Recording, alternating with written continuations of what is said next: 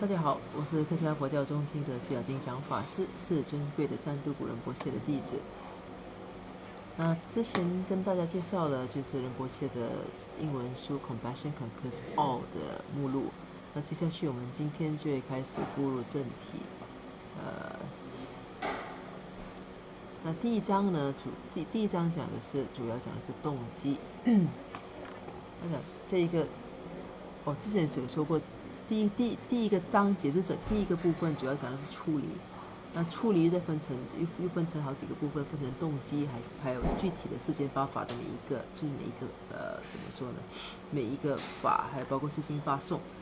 那现在呢，这一个章节主要讲的是动机。那动机是我们主要讨论哪个动机呢？讨论的是世间八法。那你看一看这个同样我就沿用以往的方式。会先念一段英文，再跟大家用中文解释。那这个第一个部分的大标题呢是出离心，就是排除一种自私的考量。那这小题呢是 motivation the eight worldly concerns， 就是动机世间八法。When you do any kind of Dharma activities, lighting incense, making prostration, making offerings, offering flowers, giving donation to the temple, giving dana to monks, sweeping the temple, driving or buying supplies for the temple, being committee members for the temple, meditation, chanting, anything, it should be free from the eight worldly concerns, or the eight worldly dharmas. Dharma means conduct, so Buddha Dharma is correct conduct that leads to awakening. The eight worldly concerns are to be happy when we are praised, to be unhappy when we are insulted, to be happy if you receive any gift, to be unhappy if you don't, to be happy upon achieving reputation, to be unhappy when we are unsuccessful, to be happy when we are comfortable, to be unhappy when we are not. 那就先这里讲一下中文的一个意思。他说，当我们在做任何佛法的一种活动的时候，无论我们在烧香啊，我们做大礼拜啦，我们做供养啦、供花啦，我们布施给寺院呢，我们供生啦，我们为寺院进行一个打扫工作啦，或者我们为寺院购买一些贡品啦，我们成为寺院的执委了，我们做禅修了，我们诵经啦，种种的，我们都应该免除世间八法。那这里讲的法，在这里讲达玛法，或者是中文翻译是达摩，它源自梵文，那意思呢讲的是一种行为。那既然达玛讲的是一种行为，那布达达玛是佛法，那就是这种正确的行为。那所谓的正确的行为，正行是什么东西？讲的就是能够把我们带向正悟的一种行为。那介绍完就佛法之后呢，我们要进入就是我们这真正的一个这个章节的大主题，也就是世间八法。那世间八法的内容呢，其实是大家都很熟悉的，是非常熟悉，只不过我们是不知道它的怎么说呢？它的危害有多大而已。那就是说，什么世间八法呢？就是当我们被称赞的时候，我们是高兴的。当我们被贬低或者侮辱的时候，我们是不高兴的；当我们得到礼物的时候，我们是高兴的；当我们没有得到任何东西的时候，我们是不高兴的；当我们拥有声誉的时候，我们是高兴的；当我们失败的时候，我们是不高兴的。当我们生活很舒适的时候是高兴的，但生活不舒适就不高兴了。那这就是世间八法的内容。那其实诸如此类的内容，其实我们还可以继续延伸下去的。那如果大家有留意看的话，就会发现到，其实这些都是我们这些最正常不过的动作，每天都在发生的一些，就是因为每天在发生，所以这是非常危险的。每天发生就是我们自然不过的，是从小啊，动物也是有类似的这种本能啊，就是舒服的时候大家都很喜欢，那不舒服的时候大家都不喜欢。就小孩子也会，就是刚出生的婴儿啊，你给他喝牛奶喝奶的话呢，他就很高兴；你不给他就不高兴，或者是小孩子你赞美他，就是即使是2、3岁的小孩，你赞美他的话，他也会高兴；如果你骂他的话，他一样不高兴。就给礼物也是一样的情况。那这就是世间八法。那可能很多人都没有去留意到这世间八法为什么这么危险，然后危险就在于它无处不在。所以呢，这就是世间八法的一些内容。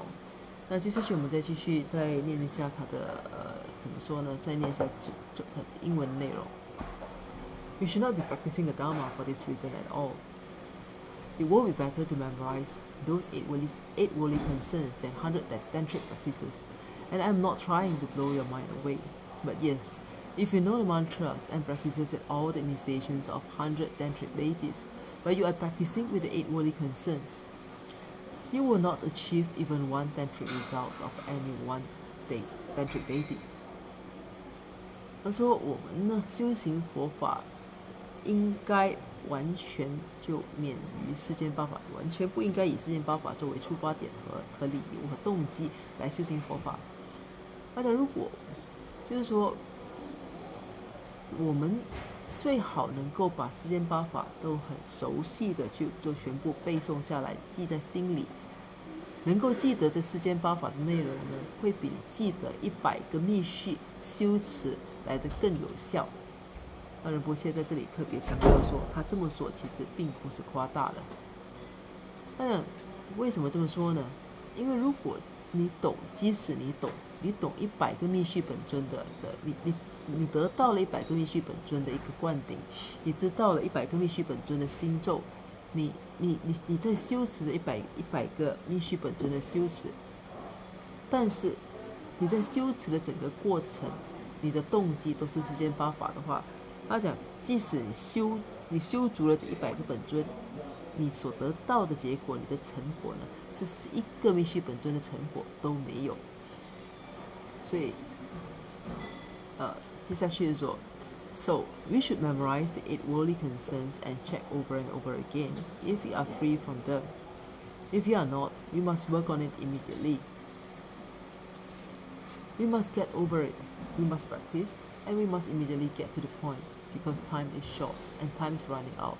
So any Dharma action should be free of those 8 worldly concerns.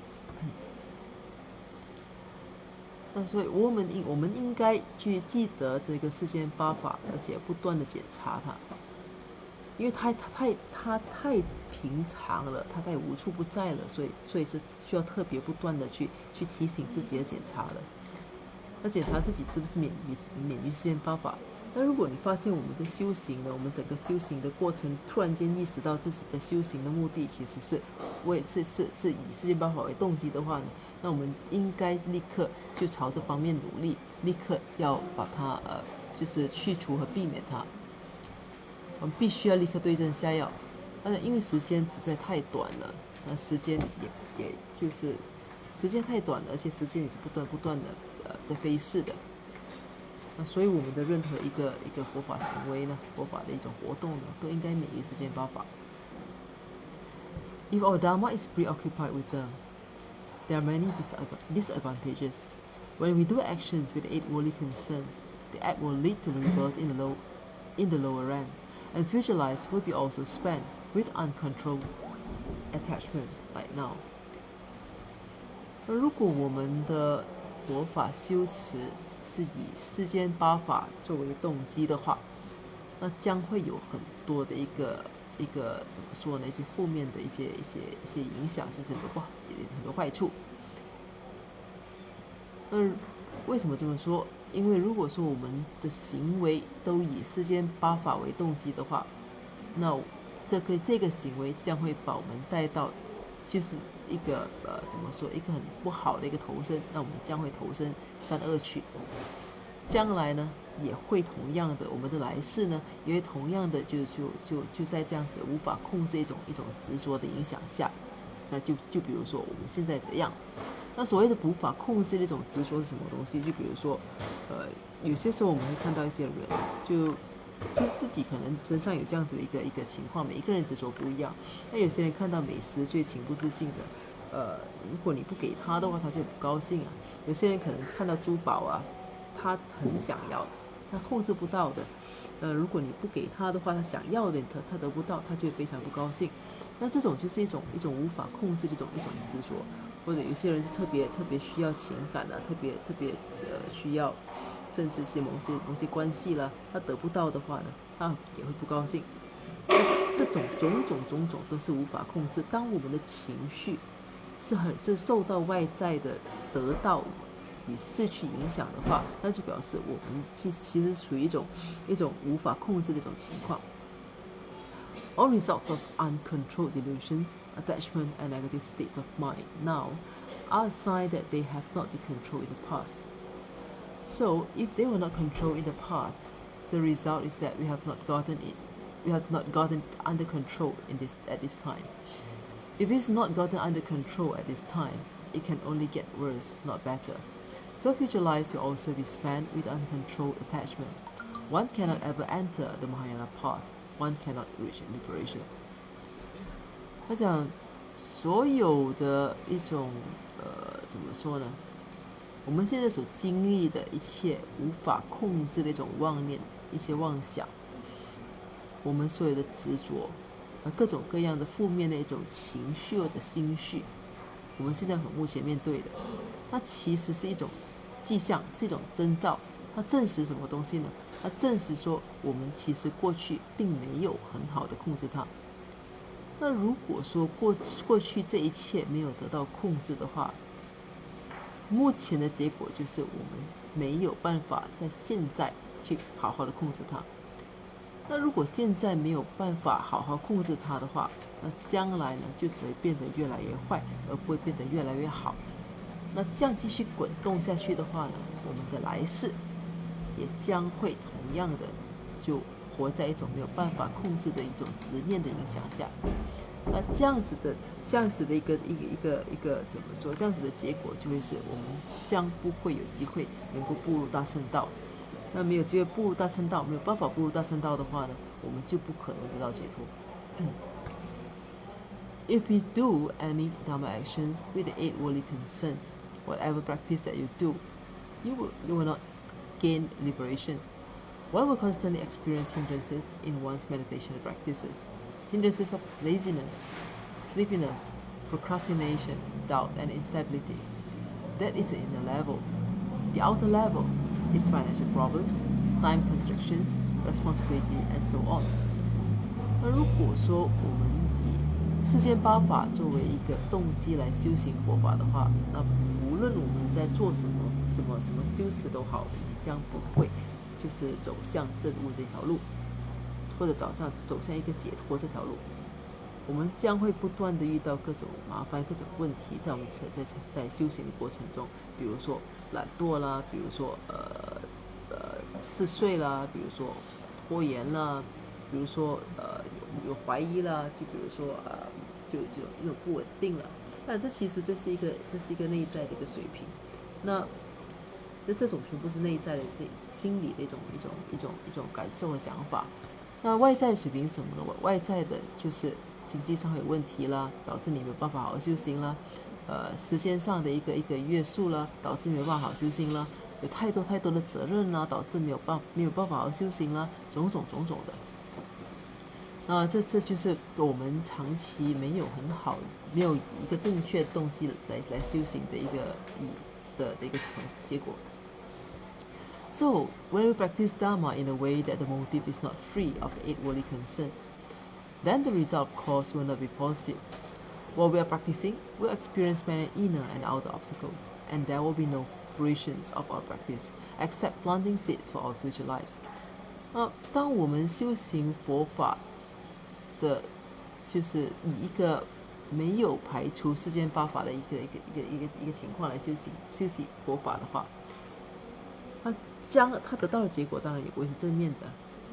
所以当我们在修行的过程中呢，就会面对经历许多内在和外在的障碍，而且我们的修行也不会有任何正面的一个结果。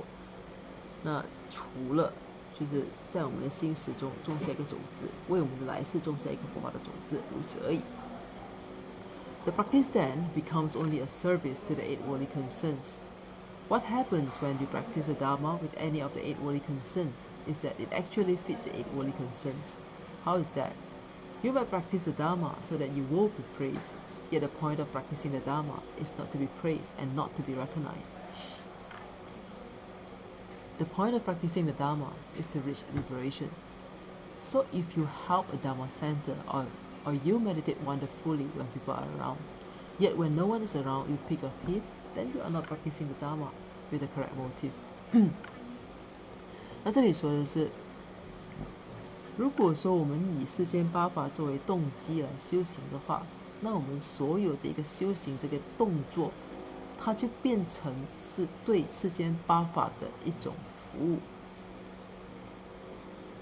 如果说以世间八法作为动机来修行的话，那事实上它其实是一直在不断的滋养着这世间八法，让它变得越来越茁壮，越来越大。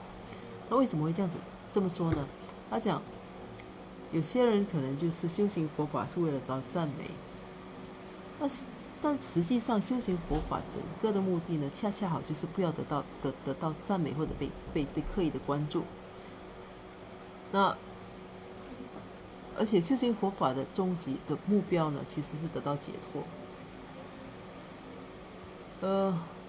所以当你只在有人在身边的时候，才去帮助一个佛教中心，你才去很好、很正式的去禅修。没有人在的时候，你就是姿态不整啊，或者是去弄牙齿啊、剔牙齿之类的，那是表示说你修行本身动机并不是正确的。那因为只在人前做得好，就人后呢，就是一团糟的话。So when our friends are around, we raise our eyebrow, the whites of our eyes are there, we have great meditation experiences, we see lights, our hair goes up, and our tears come down. But if the minute our friends disappear, we go out for a coffee break, I think we are practicing Dharma for praise. 那如果说朋友在的时候，我们会扬眉啦，我们会闭上眼睛啦，我们仿佛有很伟大的一个禅修的一个经验啦，我们可能看到一些光啊，我们可能毛发会直立了，或者是甚至就是会流泪了。而朋友不在的时候呢，我们去出外去享受一个下午茶了。那如果是这样子的一个情况，那表示我们只在人前做得好，那人后就不认真做。那很简单，很显然，我们修行佛法的目的呢，是为了得到赞美而已。If we practice Dharma for praise, the very practice of Dharma leads to wanting more praise, increasing of the big ego, therefore leading you to the 3 lower realms. You may think, hey, how can practicing the Dharma lead us to the 3 lower realms? Practicing Dharma doesn't lead you to the 3 lower realms. Your negative intent before the actions leads you to the 3 lower realms. 如果说你修行佛法是为了赞美的话，那这个修行本身，它其实只会让你想要更多、越来越多的赞美，它只会不断的，它只会让你的自我就变得越来越大。那这样子的一个最后的结果是什么？最后的结果就是让你走向，就是投身下三道。那你也许会说，哎，怎么可能？为什么修行佛法反而会走向下三道？那其实修行佛法本身并不会让你走向下三道，而是你本身你一开始你的一种负面的动机，就是在你行为之前的动机导致你投身下三道。You could sweep out an old cocoons with a good motivation. May this act benefit others. That act will lead you to Buddhahood. 这里这一个是一个相反的动机，它是说，有些时候并不是在修行佛法，你只是做一个很简单的一个很看似平常不过的一个动作，比如说就为老人院做这个扫地的一个行为而已。但是你的动机是好的，你出发点是好的，你希望你这些小小的一个动作是能够给众生带来利益的。那在这样子的情况下，如果说你的动机是这样子，那即使只是一个简单的行为，这样子的一个行为也可能也是一个成佛的一个因，它能带你最终走向成佛之道。You can sit in front of Jejong and meditate for 5 hours, and meditate on the US dollars, and meditate so your finances move up, and you can get some wealth base, some wealth mantras, some wealth pujas. Then, if you meditate for 5 hours in front of Jejong you are meditating for material gain. 他说，刚才那个是一个好的例子，那现在呢，现在又是一个负面的，一个反面的例子。那你可以在宗喀巴大师面前禅修整5个小时。但是你整个禅修的一个方向呢，就是为了有更多的美元呢。你希望你的业绩、你的财务是蒸蒸日上的啦。希望你自己能够得到一些保平啦，或者是你能修一些财富的一个星咒，或者是有财富的一个法会之类的。那如果说是这样子呢，那你在宗喀巴大师面前所做的5个小时的一个禅修呢，其实整个你其实是在朝着你在做的是一个物质，怎么说，增加物质的一种禅修而已。Meditation doesn't mean fulfillment of your worldly wishes. Meditation and practice is for enlightenment. Therefore, when we do practice for the reasons of getting praise, how can we label that Dharma practice? That's definitely not Dharma practice. In fact, that very motive makes the act result in creations of more negative karma. So when we start practicing Dharma, instead of our wish to get praise decreasing, it increases. The more we go to the Dharma talk, the more we know, the more empowerment, the more teachings, the more knowledgeable, the more scholarly we become, the more advanced we do it, the more we can chant, the more we can teach. Then the bigger our ego, the bigger our pride, the bigger our arrogance. Everything becomes bigger, and the whole point of learning Dharma is to decrease those points and to, in fact, annihilate or destroy those points. 这里面不是很好。他讲禅修呢，其实整个的目的并不是为了去满足我们世俗的愿望。禅修和佛法修持的目的是为了证悟。那因此，如果我们修行的原因的动机是为了得到赞美的话，我们怎么可能将这个东西称为是佛法修行？那肯定就不是一个佛法修行。那事实上，这样子的一种动机呢，它将会为我们迎来就是许多的一些恶业。那如果说我们以这样子的一种动机作为出发点来修行佛法的话，我们不但不会越来越减少对赞美的一种需要，它反而会变得更多。那同样的，如果以这样子的一种动机作为修行的一个前提的话，那我们越是参加更多的佛法开示，越是知道的越多，得到的灌顶越来越多，知识越来越多，越来越像学者，或者是修行越来越高深，看似越来越高深，或者是念诵的心咒越来越多的话，或者是教书的一个情况越来越多的话，那只会让我们的一种我执变得越来越大，我们的骄傲变得越来越大，我们的傲慢变得越来越大，一切都变得越来越大。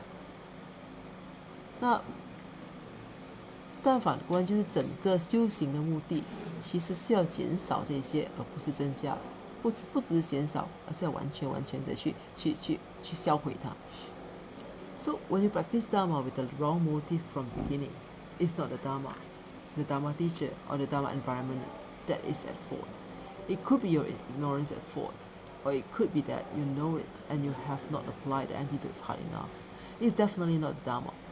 所以当你用一个错误的动机，从一开始用一个错误的动机来修行的话，那这错的其实并不是佛法，不是佛法老师，或者是佛法的环境。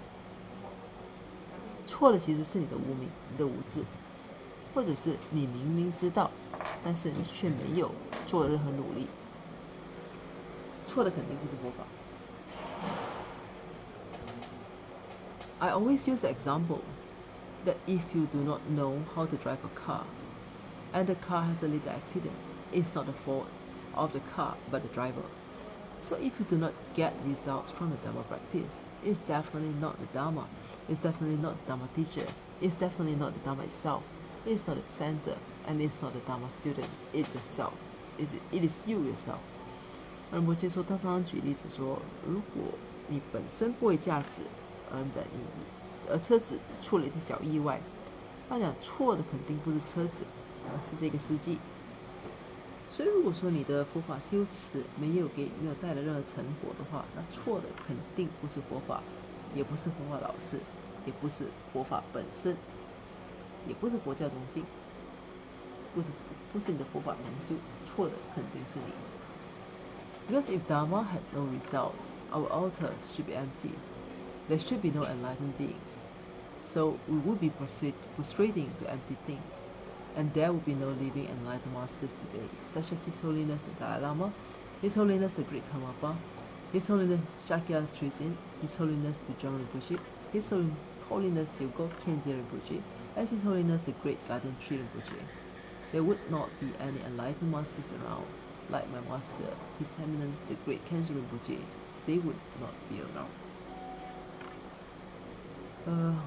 当然不是说，如果佛法是没有成果的话，是不会带来成果的话，那我们的佛坛早就应该空了。那这世界上就不会有证悟者了。那我们每天对着佛坛跪拜的时候，其实我们是在向着一个空无一物的佛坛跪拜。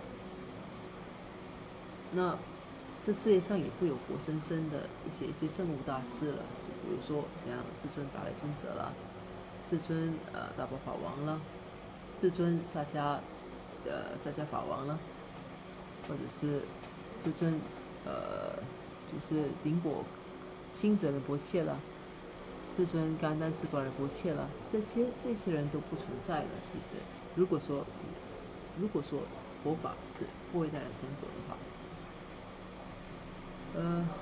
仁波切这里特别举一下他的上师，就是伟大的甘什仁波切。他讲，如果佛法是无效的话，这些人都不存在了。那因为时间的关系，我们这一次的就这一节的分享呢，就暂时到这里为止。现在目前的方式呢，我会是以一种一个段落一个段落的方式来分享。到了结束，就是每个章节结束，我们再来做一个总结。好的，那我现在先做一个回向。如宝珍贵菩提心，为生出者愿生出，为生出者愿生出，以生出之菩提愿，其不退转倍增长。如宝珍贵之空性，为生出者愿生出，以生出之空性宝，其不退转倍增长。愿使修一切功德，利益所有众生诸法弘，显明至尊善慧名称是，佛说佛法圣要诸圣教。我愿时时不离身上师，我愿随时享有圣正法，并愿地道功德圆满后，迅速证得金刚持果位。愿我趁此善根力，速即成就上师果，一切众生尽无欲，悉令安置师佛地。愿弘扬中喀巴法王正法理则记，则系障碍之征兆，一切顺缘悉圆满。我及他人之三世，以子相属二之意，祈愿善慧名称佛，教法永驻圣增长。愿昼吉祥，夜吉祥，昼夜60恒吉祥，一切事中皆吉祥。唯愿三宝常摄守。至尊上师身受永稳固，妙善法业普及遍十方，上回教法聚光照三月，众生未尽，其情恒常住。那我们今天的分享就到这里，这一期的分享到这里为止。好，谢谢大家。